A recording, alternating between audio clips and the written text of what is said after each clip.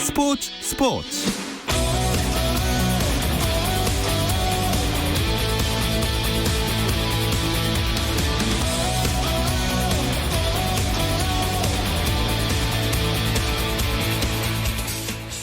스포츠가 있는 저녁입니다. 안녕하세요. 아나운서 박태원입니다. 자, 오늘 하루 스포츠계에 돌아보는 스포츠 타임라인으로 스포츠 힘차게 출발합니다.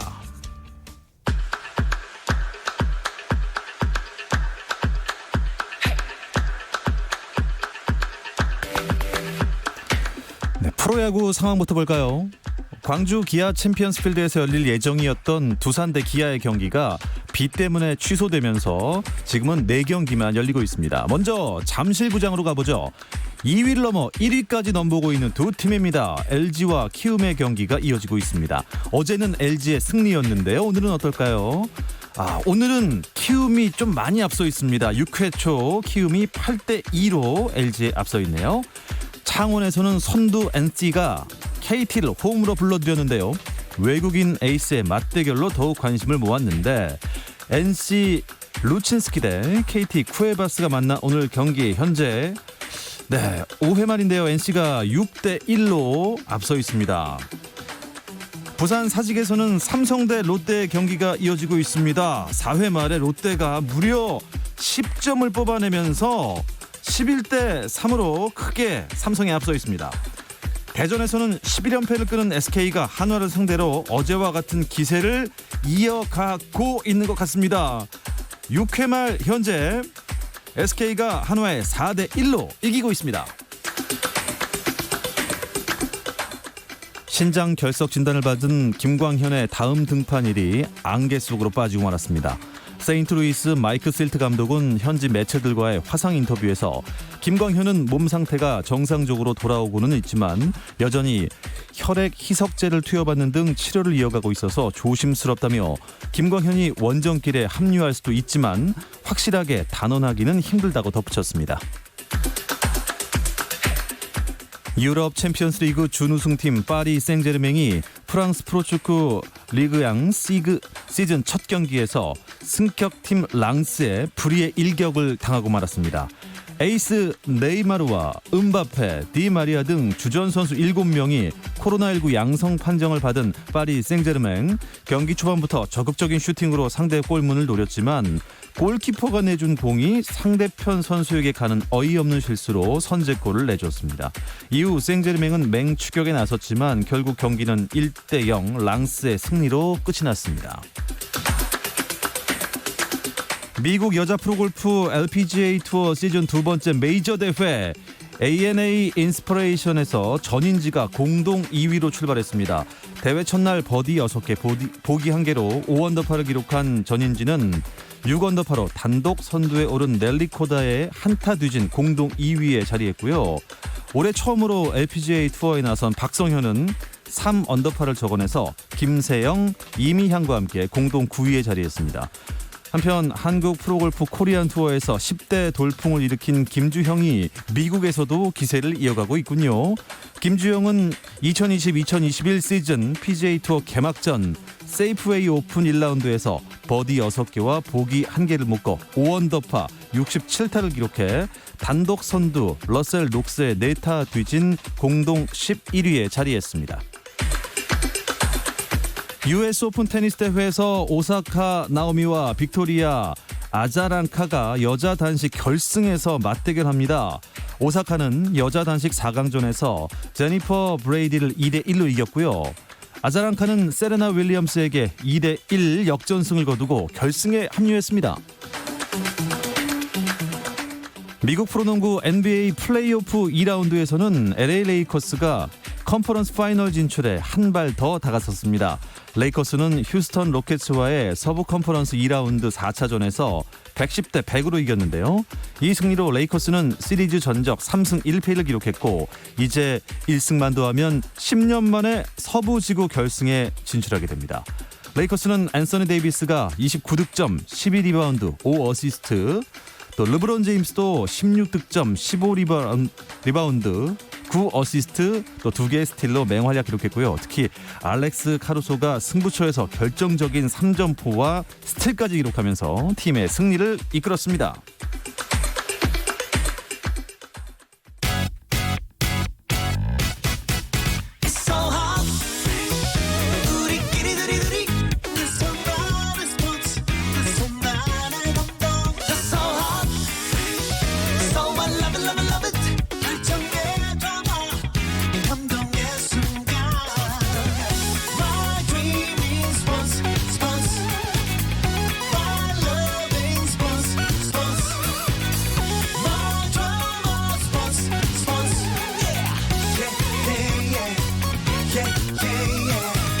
스포츠.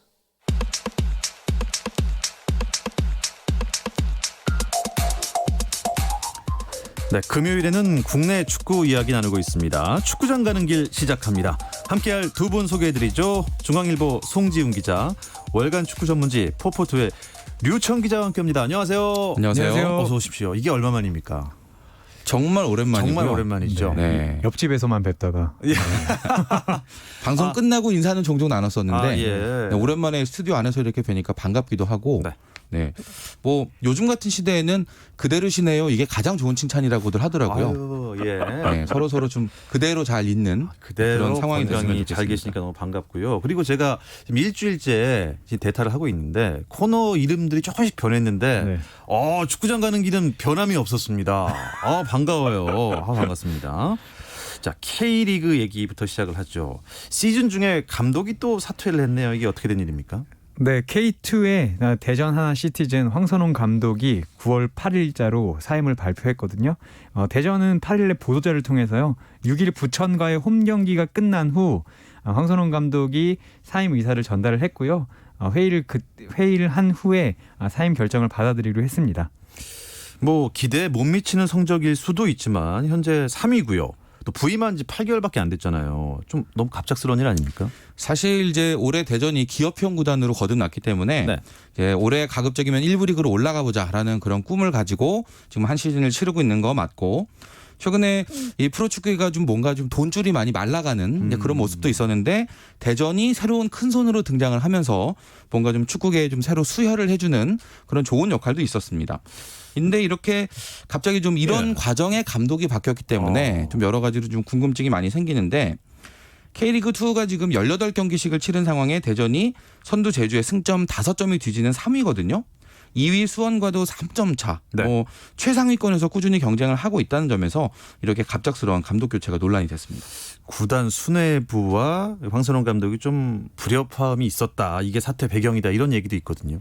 사실 그런 얘기가 나오고 있고, 제가 대전을 취재 갔을 때 황선홍 감독이 한번 경기 후에 오늘은 질문을 받지 않고 하고 싶은 이야기만 하겠다. 그리고 그 당시 했던 얘기가 예. 각자의 자리에서 최선을 다하고 있는지 묻고 싶다, 이런 얘기를 해서 그 당시에도 뭐 구단 수뇌부야 불협화음이 있는 게 아니냐라는 얘기가 있었는데, 당시 제가 물어봤었던 때도 그랬고 이번에도 그렇고 대전 쪽에서는 그런 일은 없다. 통상적인 일이 있을 뿐이지 뭐 흔히 얘기하는 허정무 이사장이 팀을 지휘하거나 황선홍 감독에게 월권을 하거나 그런 일은 없었다고 이야기는 하고 있습니다. 그렇군요. 일단 뭐 대전이 호기롭게 1부 리그 승격을 위해서 이렇게 등장을 했는데 승격 경쟁해야 한 상황이라서 감독 자리를 오래 비워둘 수는 없을 것 같아요. 정규리그 이제 막바지에 들어가 있는 상황이고 또 승격 플레이오프도 앞두고 있는 이런 시점이기 때문에 사실 승격이 가능한 모든 팀들에게 지금이 아주 중요하거든요. 대전도 아주 활발하게 감독 후보자들과도 접촉을 하고 있는 것으로 그렇게 알려지고 있는데, 제가 참 여러 번 강조하지만 저는 이니셜 이렇게 언급하는 거 참 좋아하지 않습니다만 이번에도 좀 뭔가 이니셜을 좀 언급을 해야 될 것 같아요.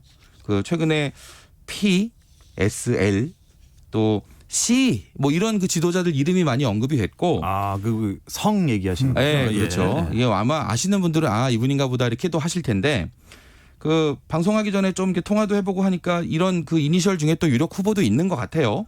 네, 어느 감독이 오더라도 일단 대전은 당장 퍼포먼스를 내야 됩니다. 1부 리그 승격이라는 아주 중요한 목표가 있기 때문에 이런 어떤 지휘봉을 잡더라도 바로 아주 막중한 무게감을 느껴야 된다는 거 이런 건 당연히 새 감독에겐 부담이 될 수 있겠죠. 그렇군요. 뭐 얘기 나온 김에 그 K리그 2 우승 경쟁 판도도 좀 짚어주시죠. 네, 지금 18라운드 현재 1위가 제주 유나이티드인데요.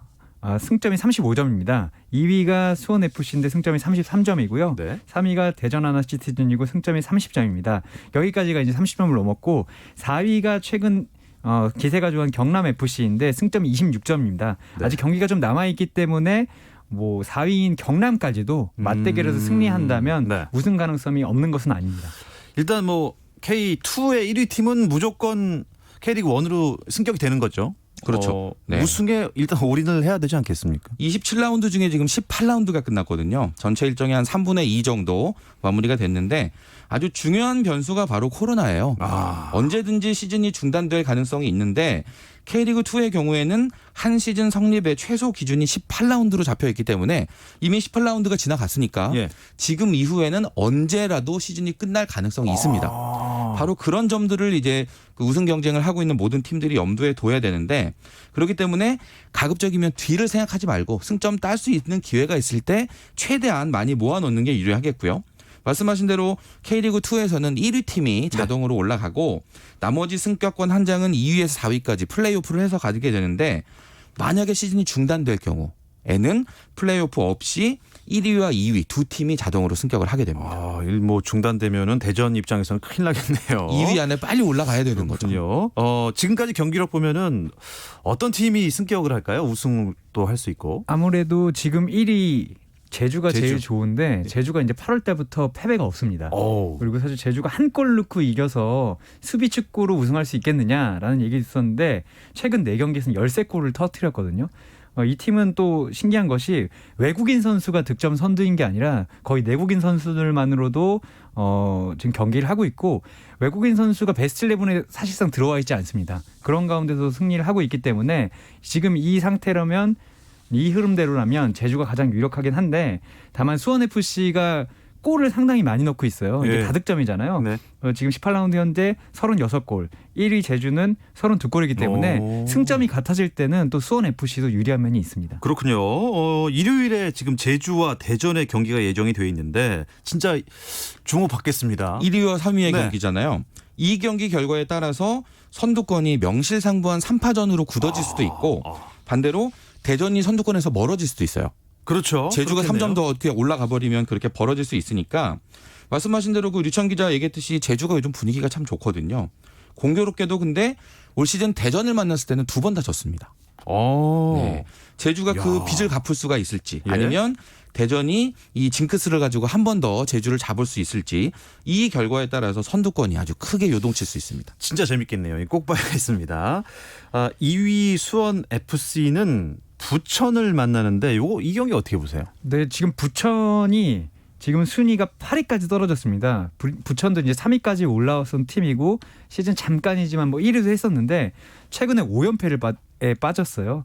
지난 경기에서도 대전과 거의 0대0으로 가는 듯 하다가 후반 추가 시간에 바이오에게 이제 한 골을 내주면서 0대1로 패했거든요. 네. 사실 그 부천이라는 팀이 팀의 자원이 좋다기보다는 끈끈하게 하면서 잘하다가 여름에는 조금 떨어지는 모습을 계속해서 보여왔기 때문에 뭐 올 여름에도 힘들겠지는 했지만 5연패를 당하고 있기 때문에 아무래도 수원이 공격력이 활발한 수원이 이길 확률이 더 높은 건 사실입니다. 그러면 지금 1위 제주, 2위 수원, 3위 대전 이 이제 일단 경기가 다 있으니까 엄청 복잡하게 됐어요 지금. 그렇죠. 그 수싸움이. 결과에 따라서 정말 다양한 경우의 수가 있죠. 예, 다음 주 이 시간에는 순위가 어떻게 바뀌어 있을지 주목해 주시기 바랍니다. 자, 그렇다면 K리그 1 현재 순위 어떻습니까? 승점 46점의 울산이 선두고요. 예. 그 뒤를 41점의 전북이 따르고 있는데 두 팀의 간격이 살짝 벌어지긴 했지만 그래도 아직까지는 양강으로 묶어서 볼 수 있는 그런 상태고요.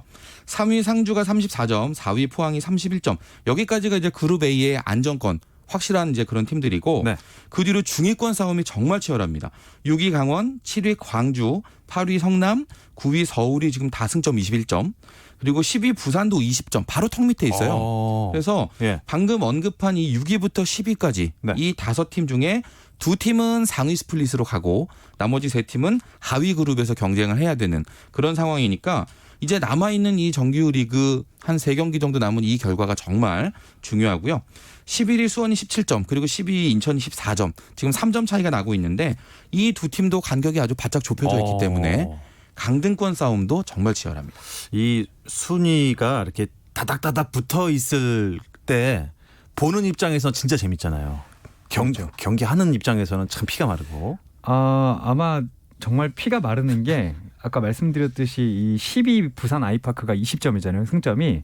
근데 6위 강원이 21점이에요. 그러니까 이번 라운드가 끝나면 10위가 7위가 될 수 있고요. 어휴. 7위가 10위가 될 수 있는데 아이고. 아시겠지만 11위, 12위는 이제 강등을 걱정해야 되잖아요. 맞습니다. 그러니까 갑자기 우리가 상위 스플릿으로 가느냐 아니면 강등을 당하느냐 와. 이게 맞물려 있는 팀이 5팀에서 6팀 가량 되기 때문에 저희는 정말 재미있게 보고 있지만 맞습니다. 아마 구단 관계자나 특히 감독들은 잠이 안 올 겁니다. 맞습니다. 전북 얘기를 잠깐 나눠볼까요? 2위예요. 제가 작년까지 전북은 무슨 뭐 연패 이런 거랑은 전혀 거리가 먼 팀이었는데 뭔가 뜻대로 좀 안 되고 있다는 생각이 듭니다. 올해 K리그 사상 최초로 4연패에 도전을 하고 있는 그런 팀이거든요. 최근에 근데 좀 컨디션이 많이 좋지가 않아요.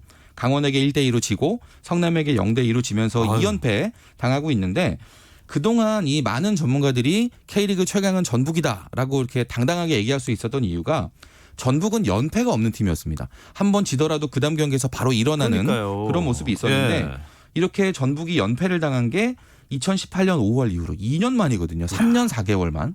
네, 상당히 오랜만에 이렇게 큰 연패를 당했기 때문에 전북 입장에서도 살짝 낯선 그런 상황일 것 같습니다. 전북이 이렇게 뜻대로 되지 않는 이유 뭐라고 보세요? 일단 양쪽 풀백이 조금 문제인 것 같아요. 풀백. 김진수 선수가 어쨌든 시즌 중에 사우디에 있는 알 나스르로 이적을 했거든요.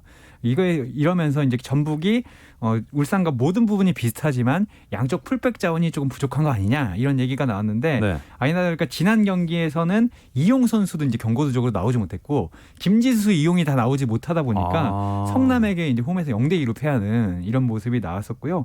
그리고 구스타포 선수가 영입되면서 상당히 골을 단시간에 많이 터뜨렸는데 이 선수도 이제 피로 누적이 되고 이 선수에 대한 상대방 수비들의 적응이 이제 시작되면서 네. 이 구스타포 선수가 골을 못 터뜨리고 있고 그러면서 이제 전북이 다른 부분에서 차이를 만들어내지 못하고 있는 게 문제인 것 같습니다. 그렇다면 1위 울산의 우승 가능성이 그만큼 높아지는 거 아닙니까? 지난 주말에 전북이 성남에게 0대2로 잡힐 때 네. 그때 울산이 승점 차를 7점까지 벌릴 수 있는 기회가 있었는데 광주와 1대1로 비기면서 애매하게 지금 5점 간격이 유지가 됐단 말이죠. 네. 전북이 지금 많이 불리한 건 사실입니다. 점수로 봐도 그런데 앞으로 울산과 맞대결이 2번이 남아 있어요.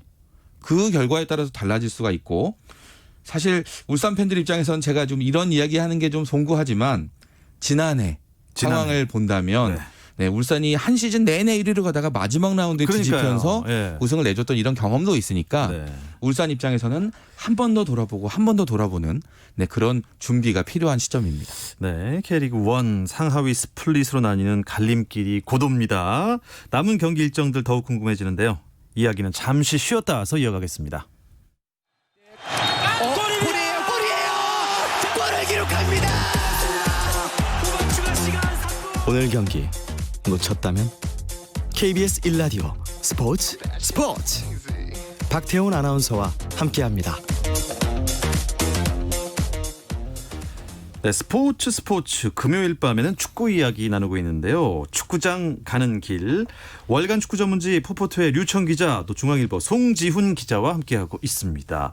K리그 1은 그 파이널 A 그룹과 B 그룹으로 나뉘게 되잖아요. 그 나뉘는 시점이 언제입니까? 22라운드인데 그러니까 이제 3경기 남았습니다. 이번 주말까지 포함해서 이제 3경기 남았는데 네. 아까 앞서도 말씀드렸지만 상당히 촘촘합니다. 제가 보기에는 5위 대구가 승점 26점으로 조금 앞서 있지만 이번 라운드에 혹시 패한다면 5위부터 11위까지 누가 남은 두 자리를 차지할지 모르는 상황이거든요. 와. 그런 가운데서 제가 봤을 때는 지금 울산, 전북, 상주, 포항까지는 상위 스플릿 안정권. 예. 그리고 12위 인천은 사실상 이제 상위 스플릿을 노리기 어렵다고 봤을 때 아이고. 정말 중위권 싸움은 역대급으로 치열한 것 같습니다. 이 허리 싸움 장난 아니네요. 앞으로 열릴 경기 승패에 따라서 팀들의 희비가 분명히 엇갈릴 텐데 이번 주말에 슈퍼 매치들이 있죠? 최근에는 이제 슬퍼 매치라는 이름으로도 좀 불리고 있는 그런 경향이 있지만 여전히 K리그를 대표하는 그런 클래식 매치 FC서울과 수원 삼성의 K리그 통산 91번째 슈퍼매치가 모레 서울 월드컵 경기장에서 열리게 됩니다. 최용수 감독이 물러난 이후에 이제 김호영 감독 대행 체제로 이제 강등권에서 벗어난 서울은 이번에 내친 김에 좀 그룹 A까지 올라가 보자라는 예. 그런 분위기고요. 네. 인천과 지금 강등권에서 탈출 경쟁하고 있는 수원 입장에서는 만약에 이번 슈퍼매치에서 지고 인천이 부산을 이겨버리면 네. 인천에 따라잡힐 수가 있어요. 승점으로. 지금 3점 차밖에 안 되기 때문에 예. 슈퍼매치는 늘 지면 안 되는 경기지만 이번만큼은 더욱 지면 안 됩니다. 수원 삼성이요. 그렇습니다. 삐끗하면 꼴찌 되는 거죠. 그렇죠. 꼴찌는 조금 어려울 것 같은데 왜냐하면 이게 다득점에서 그래도 이제 수원이 3골 앞서고 있습니다. 물론 인천 유나이티드가 4골 넣고 이기고 수원이 한 골도 넣지 못한다면 꼴찌까지 내려갈 수 있지만 꼭 순위가 꼴찌가 아니어도 승점이 같아진다는 그렇죠. 것 자체가 엄청나게 섬찟한 일 아니겠습니까? 12위가 될 수 있다는 건. 그것도 그렇고 사실 수원 삼성이 예전에 이제 윤성효 감독이 있을 때는 리그를 1위한 서울에게는 절대 지지 않는 모습을 보이면서 슈퍼매치에서 우위를 점했어요. 근데 최근이라고 하기도 좀 뭐한데 2015년 6월 27일부터 지금까지 17경기 동안에 서울을 한 번도 이기지 못했습니다. 그러니까 8무 9패고 예. 서울 입장에서 봤을 땐 9승 8무인데 사실 박건하 감독이 이제 수원 출신이잖아요. 수원이 항상 강하던 시절에 정말 리얼 블루라고 불리던 시절에 선수 생활을 했는데 맞습니다. 돌아왔더니 순위는 11위고 서울은 또 17경기 동안 이기지 못하고 있고 이렇기 때문에 안 그래도 무거운 마음이 박건하 감독이 지금 엄청나게 더 무거울 것으로 저는 보고 있습니다. 그래도 박건하 감독 하면은 뭐 레전드 아닙니까? 이 어떻게 보십니까, 송지훈 기자는? 뭐 앞에서 이제 리얼 블루라는 표현을 유청 기자가 쓰기도 했는데 진정한 푸른 피의 사나이죠. 네. 아마 찔러 보면 푸른 피 나올 것 같은데요. 네, 수원에서만 11시즌을 뛰었고 수원 한 팀에서만 이제 프로 이력을 마무리했던 이야. 그런 이제 선수 레전드기도 하고 예. 지금 수원이 선택할 수 있는 그런 여러 감독 후보군 중에서는 현실적으로 그나마 가장 좀 안정감이 있는 그런 옵션이 아니었나라는 생각도 드는데 반대로 서울 입장에서는 선수 레전드가 있죠. 기성용 선수. 유럽 무대 도전을 마치고 이제 서울에 돌아와서 이제 첫 슈퍼매치를 치르게 되는데 서울 입장에서도 지금 기성용 선수의 컨디션이 정상은 아니에요. 근데 출전 시간과 상관없이 뭔가 이 경기의 승패를 결정짓는 뭔가 확실한 한 방을 보여줄 수 있느냐. 이 여부가 이제 서울이 계속 무패 행진을 이어가느냐에 상당히 중요한 변수가 될 것 같습니다. 기성용 또 박건하 감독. 와, 관전 포인트 대박입니다. 자, 20라운드 다른 매치업도 살펴볼까요? 내일은 3경기 있네요. 네, 광주가 전북을 홈으로 불러드리고요. 상주는 성남을 또 맞아드립니다. 그리고 울산은 또 껄끄러운 상대인 대구를 홈으로 불러드립니다. 야, 전북은 일단 뭐 연패를 탈출해야 되잖아요. 광주도 또 상위 그룹 가려면 승점 절실하고. 올해 광주가 아주 도깨비 팀이에요. 네, 객관적인 경기력으로 보면 사실 1부 리그 잔류 정도면 성공이지라고 얘기할 수 있는 수준인데 네. 이게 아주 두껍지는 않아도 뭔가 아주 짜임새 있는 그런 주전 라인업이 있기 때문에 강팀들을 만나도 꽤 괜찮은 모습들을 보여줘 왔거든요. 마침 전북이 흔들리는 상황이라면 네, 광주 입장에서도 한번 도전해 볼 만한 이런 기회에 전북 잡아보지 하는 그런 생각을 품어볼 만한 그런 시점입니다. 좋습니다. 그리고 또 상주 만나는 성남은 어떻습니까? 네, 성남도 지금 8위에 올라 있는데 1승만 더한다면 상위 스플릿으로 갈 수 있는 상황입니다. 근데 상주가 정말 만만치가 않습니다. 승점이 34점이고 뭐 전역자들이 있으면서 흔들릴 줄 알았는데 최근에 2연승을 달리고 있습니다. 다만 재밌는 게 네. 상주의 이제 감독인 김태환 감독이 지난 시즌에는 지금 성남의 수석 코치인 정경호 코치를 또 수석 코치로 앉혔어요. 그만큼 이제 두 감독과 수석 코치가 잘 알고 있기 때문에 아마도 상당히 치열한 경기는 될 것 같습니다. 뭐 군인 정신이냐 아니면 성남의 파워냐 기대해 보겠습니다. 울산 대 대구의 경기는 글쎄요. 울산이 조금 우세하겠죠? 대구가 참 신바람을 내면서 재미있게 축구를 해왔었는데 맞아요. 최근에 좀 그 흐름이 꺾였어요. 그러니까 대구도 뭔가 이렇게 주전 위주의 그 전력은 좋은데 전체적으로 선수층이 두껍지가 않다 보니까 뛰던 선수들만 계속 이제 여름을 나는 과정에서 많이 지쳤거든요. 그래서 좀 뭔가 많이 무뎌진 듯한 그런 느낌이 드는데 글쎄요. 이럴 때 만나는 울산은 참 버거운 상대겠죠. 네.